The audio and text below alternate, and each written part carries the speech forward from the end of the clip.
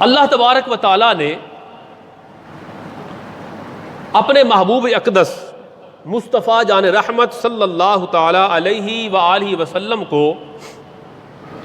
وہ حسن و جمال عطا فرمایا جس کی تعریف اور جس کی توصیف سے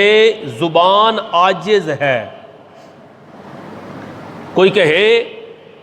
کہ آقا علیہ الصلوۃ والسلام کے حسن کا تذکرہ کما حق و ہو کر لیا جائے اور اس نے کر لیا، بندہ عاجز ہے۔ چہرہ مصطفیٰ علیہ التحیۃ والثناء حسن و جمال میں، خوبی و کمال میں وہ عظمتیں اور شانیں رکھتا ہے کہ یوں سمجھے مصطفیٰ جان رحمت صلی اللہ تعالیٰ علیہ وسلم کا حسن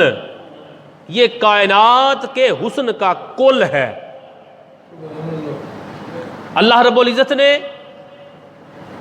کسی کو چہرے کا حسن عطا فرمایا، کسی کو سیرت کا حسن عطا فرمایا، کسی کو کردار کا حسن عطا فرمایا، کسی کو نام کا حسن عطا فرمایا،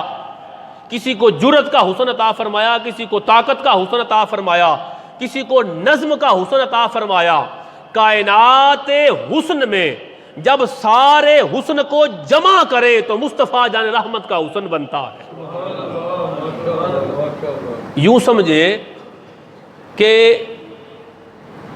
انسانی عقل کو سمجھانے کے لیے اللہ رب العزت نے ساری انسانیت میں حضرت یوسف علیہ السلام کو خوبصورت بنایا۔ سارے انسانوں میں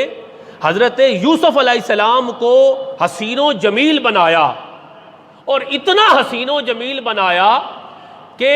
زنان مصر نے جب حضرت یوسف علیہ السلام کے حسن کا جلوہ کیا، ان کے حسن میں اور حسن کے جلوے میں یوں مدہوش ہوئیں کہ اپنی انگلیاں کاٹ ڈالیں اور انہیں خود خبر بھی نہ ہوئی، مدہوش ہو گئیں۔ علماء ذیشان فرماتے ہیں کہ جو حسن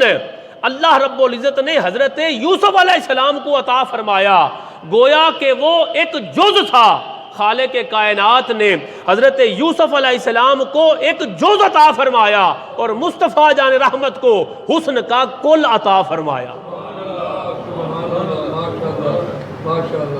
حضرت ابو نعیم رحمت اللہ تعالی علیہ خصائص کبریٰ کے اندر ہے، آپ فرماتے ہیں حضرت یوسف علیہ السلام تمام انبیاء اور مرسلین بلکہ تمام مخلوق سے زیادہ حسن و جمال دیے گئے تھے، مگر ہمارے نبی محترم اللہ کے محبوب مصطفیٰ جان رحمت صلی اللہ تعالی علیہ وآلہ وسلم کو وہ حسن و جمال عطا ہوا جو کسی اور مخلوق کو عطا نہ کیا گیا۔ اور امام ابو نعیم فرماتے ہیں کہ حضرت یوسف علیہ السلام کو حسن و جمال کا ایک جز دیا گیا اور مصطفیٰ جان رحمت کو حسن و جمال کا کل عطا فرمایا گیا۔ گویا کہ جو میں نے عرض کیا یہ میری بات نہیں بلکہ امام ابو نعیم رحمت اللہ تعالی علیہ نے خصائص کبریٰ کے اندر یوں ارشاد فرمایا۔